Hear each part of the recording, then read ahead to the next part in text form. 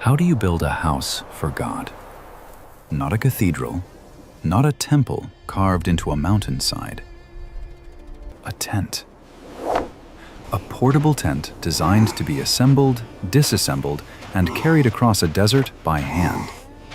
No blueprints on paper, no power tools, no factory-cut lumber. Just 600,000 former slaves standing in the wilderness with Egyptian gold and wood from desert trees. And here's the part that defies logic. This portable tent had to contain the actual presence of the creator of the universe. A presence so holy, so dangerous, that approaching it wrongly meant instant death. This is the Tabernacle, the Mishkan, God's portable dwelling place. And what they built in that desert 3,400 years ago still baffles engineers today. The year was approximately 1450 BC. 14 months had passed since the night of Passover, since the Red Sea parted and Pharaoh's army drowned in the returning waters. Israel was free. But freedom raised a question no one had considered. God had delivered them with 10 plagues. He had walked with them as a pillar of cloud by day and fire by night. But how does an infinite God stay with a finite people?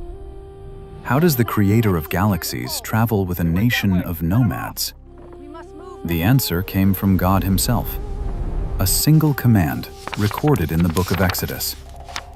Let them make me a sanctuary, that I may dwell among them. This was not a human idea. God initiated this project. And when Moses climbed Mount Sinai, he didn't just receive the 10 Commandments. He spent 40 days receiving detailed construction plans. Every measurement, every material, every color, every technique. The instruction was absolute. Make it exactly according to the pattern shown you on the mountain. Moses didn't design this. He downloaded it, straight from the mind of God. But a blueprint means nothing without builders, so God handpicked 2 men by name. The first was Bezalel from the tribe of Judah. Scripture says he was filled with the Spirit of God in wisdom, understanding, knowledge, and all craftsmanship. He was the master of metalwork, woodwork, and stone cutting. The second was Oholiab from the tribe of Dan, an expert in textiles, embroidery, and engraving. Alongside them worked hundreds of wise-hearted men and women, skilled volunteers who gave their time and talent.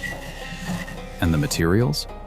The gold and silver and bronze had been ripped from Egypt as back payment for 400 years of slavery. The women donated their bronze mirrors. The people gave so generously that Moses had to command them to stop. God had given the vision. He had appointed the workers. He had provided the resources. But one question hung over the project like the desert sun. Could human hands actually build a dwelling place for the Almighty? And if they succeeded, would he actually show up? Before the curtains, before the gold furnishings, before the holy objects. Someone had to solve an engineering problem that shouldn't have been solvable. How do you build a rigid structure, 45 feet long, 15 feet wide, 15 feet tall, that can be disassembled by hand, carried by Levites across the wilderness, and reassembled without power tools? Over and over again, for 40 years. The solution was a modular frame system unlike anything the ancient world had seen. The foundation of this frame was 48 boards cut from acacia wood. Acacia was the only tree stubborn enough to grow in the Sinai desert. Dense grain, twisted fibers, virtually rot-proof. Each board stood 10 cubits tall, roughly 15 feet, and 1.5 cubits wide, about 27 inches. And every single board was completely overlaid with gold. 20 boards formed the south wall, 20 more formed the north. 8 boards, including 2 special corner pieces, formed the back wall on the west. The east side remained open as the entrance, but here is where the engineering becomes remarkable. At the bottom of each board were 2 projections called tenons, and each tenon fit precisely into a socket made of solid silver. 100 sockets in total. Each socket weighed 1 talent, 75 pounds of pure silver. Do the math. That's 7,500 pounds of silver just for the foundation, nearly 4 tons. Why so much weight at the bottom? Physics. All that mass concentrated at ground level created a low center of gravity. When desert winds screamed across the camp, those 15-foot boards didn't budge. They couldn't. The weight held them fast.